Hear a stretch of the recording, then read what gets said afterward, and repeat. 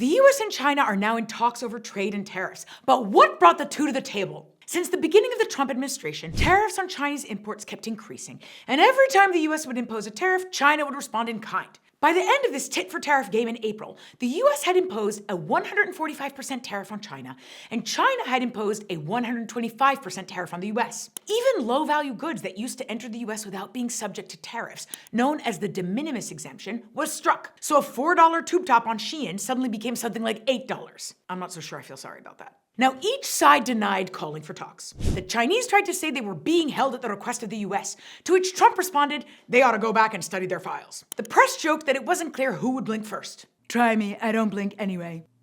I will win.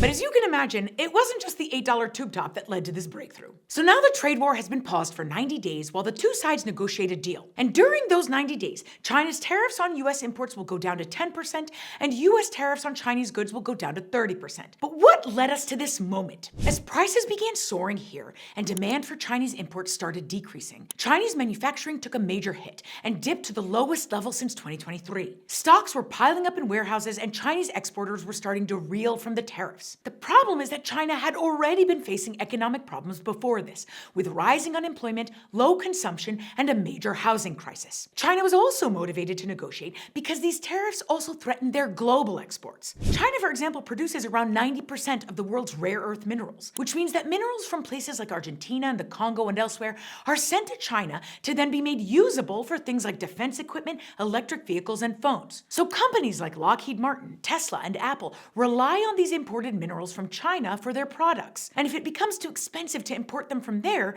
then countries will start sending their minerals elsewhere to be refined and exported. And that is not a market China wants to lose. On the US side, rising prices caused fears of inflation and a possible recession. Financial markets reflected concerns that a disruption in supply chains could kill small businesses and lead to empty shelves. So each side figured out a way to get to negotiations and without either appearing to cave. You go, you go. No, you go.